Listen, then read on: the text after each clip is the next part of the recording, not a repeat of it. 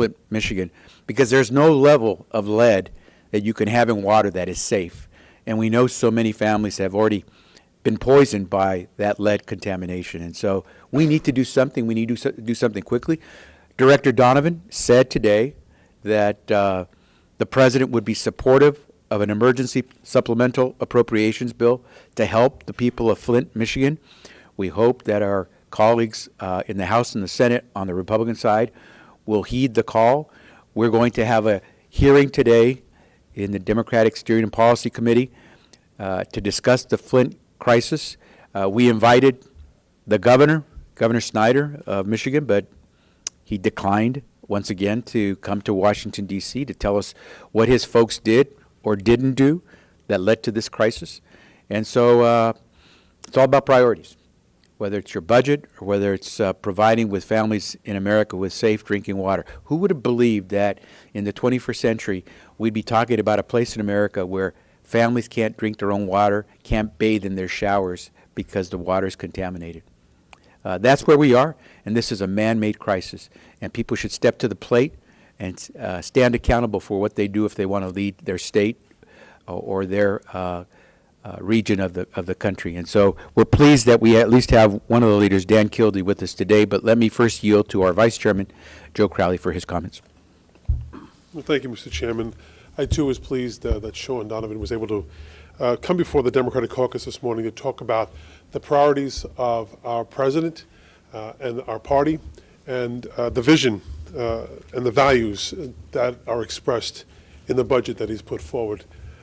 In particular, I want to highlight my joy in seeing boosting for child care funding for working families, a focus on retirement security as well in the budget, and also addressing the issue of Puerto Rico and the myriad of issues that they're dealing with in this budget was also heartening. I think that the White House gets it. They understand what needs to be done to attack that issue.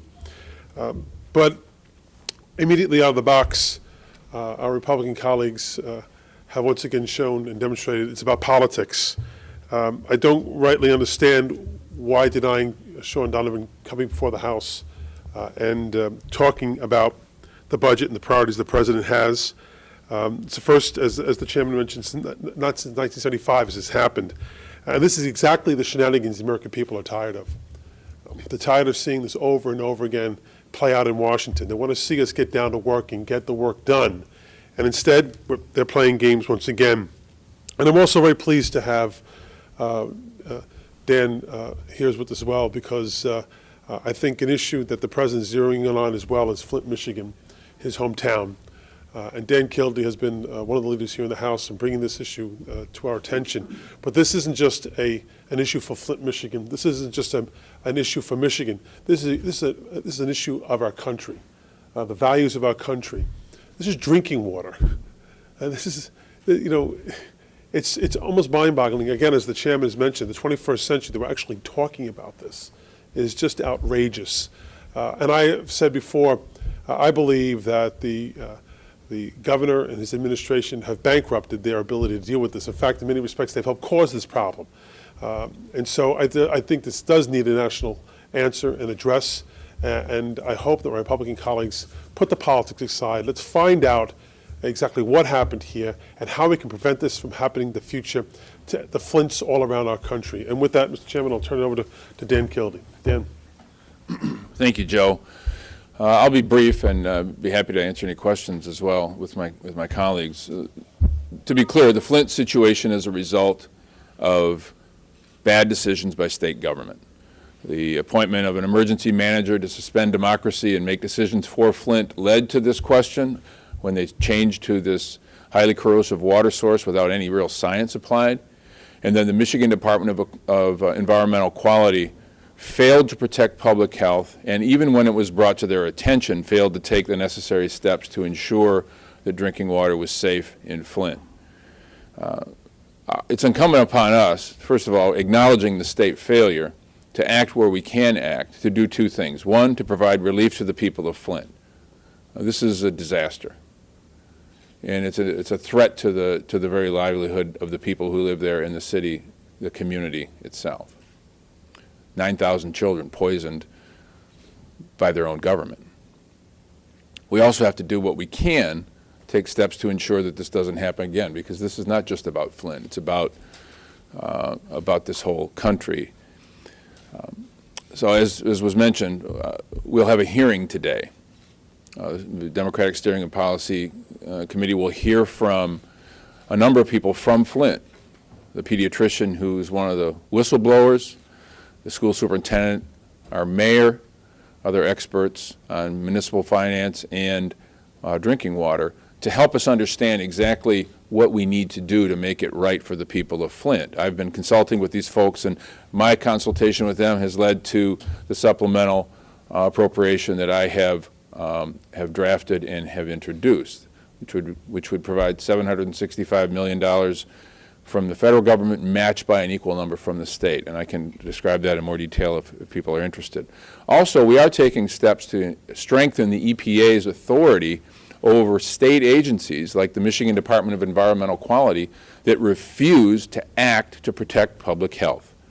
With a piece of legislation that will be on the floor today that would not only empower but require the EPA to provide public notice if a state agency fails to provide public notice when data shows that there is a problem with lead levels in water.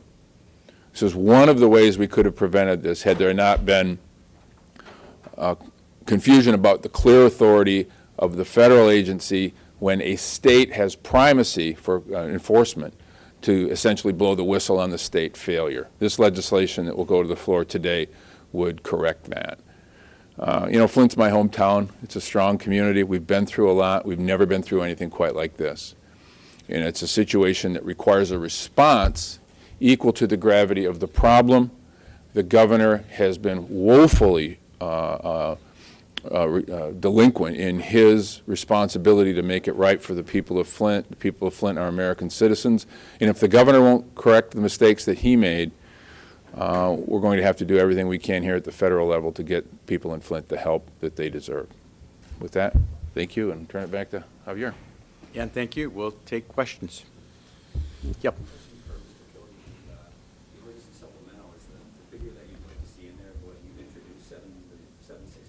Right, so what we, in consulting with everybody that we've talked to at home, the failure to take care of clean drinking water is going to cost, if we get it right for the people of Flint, over $1.5 billion over 10 years, because this is a long-term issue. The impact is long-term. The $765 million that I've suggested would be the federal share, with a requirement, if enacted, that the state of Michigan provide an equal amount. So far, what the governor has proposed, while I certainly appreciate help from my hometown, it's pretty hard to be appreciative of a less than adequate response to a problem that the state itself created. They broke my city. They poisoned the kids in the city, and now are trying to provide barely enough to look like they're trying to solve a problem when they're not even coming close to it. That's the figure, and based on our discussions with public health, educational, behavioral specialists, infrastructure needs, that's the number. Other questions? Mr. Gilley, so this follows up on this. The governor is expected to announce a new budget today. They're talking about $195 million. Your view is that that's a drop in the bucket towards what's needed? Well, it's not enough. It's not enough to make it right. And, it's rare that we have a circumstance where a situation like this is traceable to clearly identifiable decisions made by public officials. But the decision of the governor to appoint this emergency manager, who acted under his authority to change the water source, the willful decisions by people within the Department of Environmental Quality to ignore the law and actually try to hide the facts, means that we have a responsible party. And when we have a responsible party, they're required not just to give out of some sense of charity or largesse, they're morally required to make it right. And that's why I think, while, back home, it's difficult for folks to sort of get their heads around, well, what does $195 million mean? We spent the time to figure out what it will take to make it right for the people of Flint. and the number is far larger than that. And just to give you some sense of scale, the money that the governor has proposed is barely more than what the people of Flint have paid for water that poisoned their children, just to kind of get a sense of the scale of what he is proposing. Just to, on one hand, you made the point that this is a state-created problem. Why is there a federal role here? Because, we've been talking about this in the Senate for a couple weeks now, and the Republicans say, well, this is a state problem that, when we stipulate that the state created this, it's the state's responsibility to fix it. Why should the federal government have the responsibility to do, I guess, pick up half? Partly because these are American citizens and they have the right to turn to their federal government when they are in need, but mostly because I have no confidence, nor do the people of Flint have confidence, that the governor is going to even come close to doing what's necessary to give these people a chance. And so in a perfect world, in an ideal world, people would take responsibility for their mistakes. But apparently that lesson that I learned when I was a very young child has not fully sunk in to some of the public officials in the state of Michigan. When you make a mistake, you apologize for it first. And the governor did that, and we appreciated it. But I was taught when I was a kid that if you have it within your power to correct your mistake, to make it up to those whom you wronged, you have a moral obligation to do that. And that's why this is such an important question. He hasn't done that. Governor of Michigan has treated this as if it's a public relations problem for him, not a public health crisis for 100,000 people. Yes.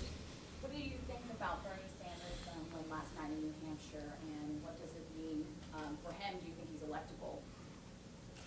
I think that's directed at I you. don't. Dan. I think we can all answer We look forward to quickly. welcoming Mr. Sanders and Flint to Flint. Competition is great.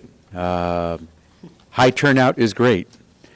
Enthusiasm on the part of voters, Democrats or Republicans, is great. Holding those who want to run for elected office accountable is great. Believing that in November we're going to have some exciting results because it'll be a high level of turnout throughout the country is great. We applaud and congratulate Senator Sanders on his victory. There are many states to come, and that's what you want to see.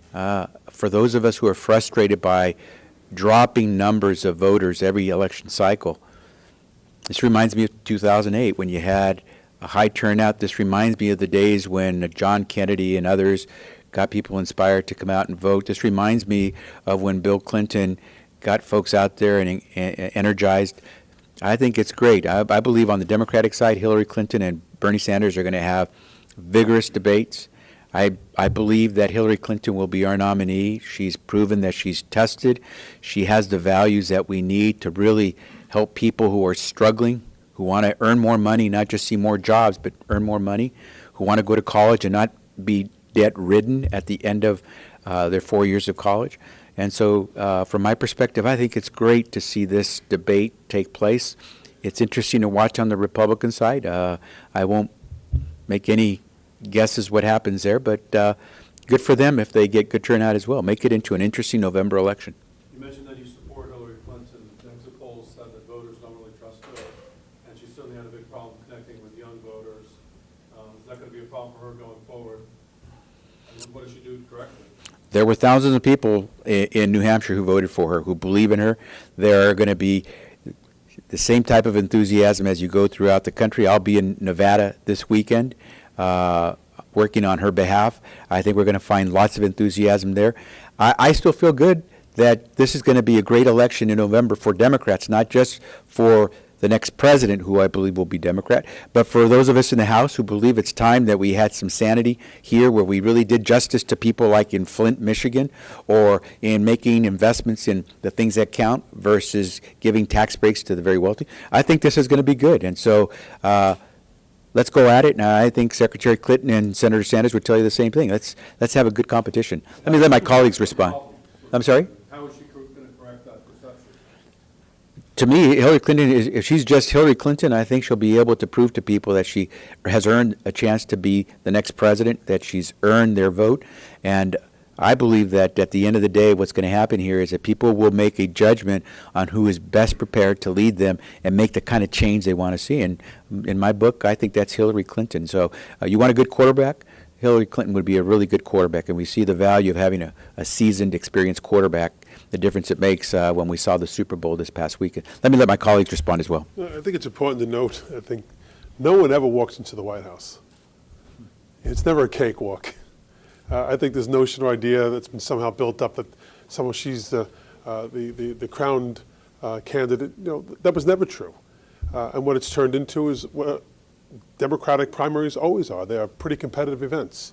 So she has acknowledged last night that she has a lot of work to do to gain their support, but she's up to it, and she wants to do that, and she wants to demonstrate why she, and I think she's also expressed, as we have, the excitement that Bernie has been able to create amongst young people in the country as well. That's something I think we'll all tap into successfully come November, including soon-to-be President Hillary Rodham Clinton.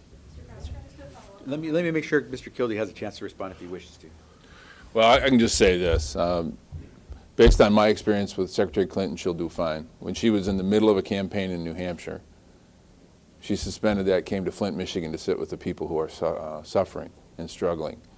That's all I need to know about Hillary Clinton to know whether or not she's prepared for this office, and the campaign will bear that out.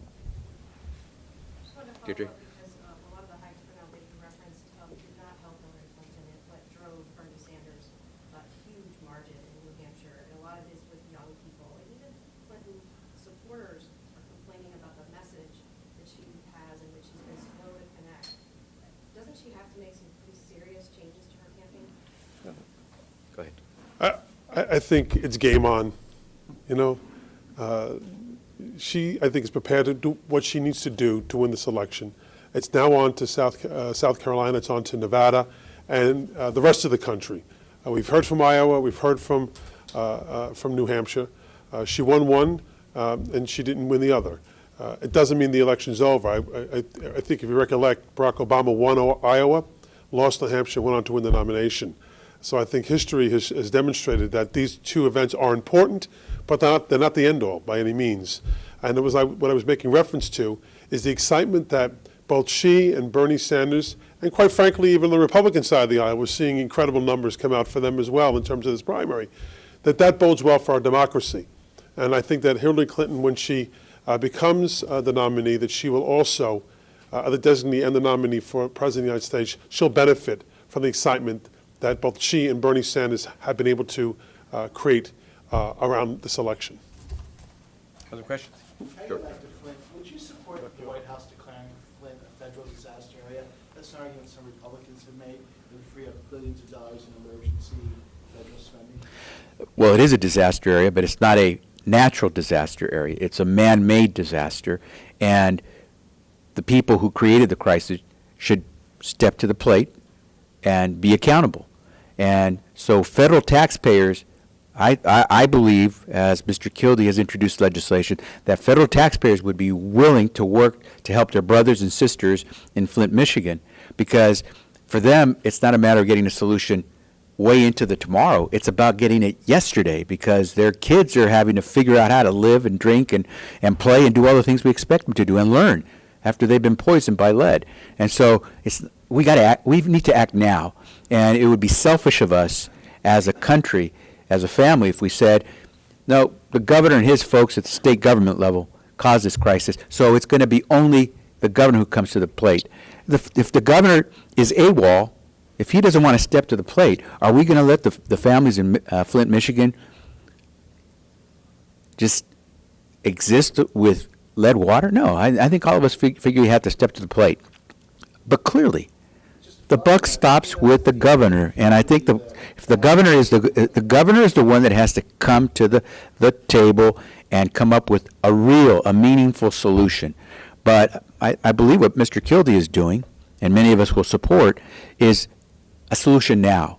Just because the governor is being derelict doesn't mean we have to be derelict and watch our family members, because that's the American family. I may not have family directly in Flint, Michigan, but I guarantee you I represent the people in Michigan as I represent the people in Los Angeles, and we need to act. And by the way, I should mention, we have a crisis in Los Angeles that I want to raise too. We have a battery plant that was operating in the environs of the city of Los Angeles for years, causing pollution. Some 10,000 homes in the LA area may have been contaminated by lead, some severely. We're not able to get full action by the company that caused the pollution, which is on the verge of declaring bankruptcy to protect itself from this stuff. We need to be able to go after the culprits, but we don't need to wait until the people who are responsible decide to step to the plate before we decide to act. If I could just comment on the question, it's important to keep in mind that the president has mobilized the federal government. In fact, just yesterday, the Small Business Administration approved disaster loans to businesses that are struggling as a result of this crisis. And one thing I'll say that I agree with Rick Snyder about is that he did not just create an emergency. Rick Snyder created a disaster. The question is whether it fits what has been the traditional and now clearly statutory definition of what constitutes a disaster. But for those voices, particularly those Republican members who have spoken up and have said that it warrants a substantial federal response, I would welcome their co-sponsorship on my legislation.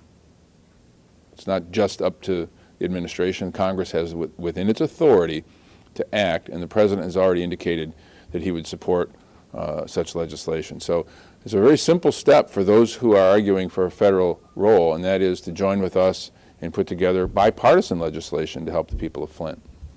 Is that conversation happening with the Republican leadership now about doing a supplemental including?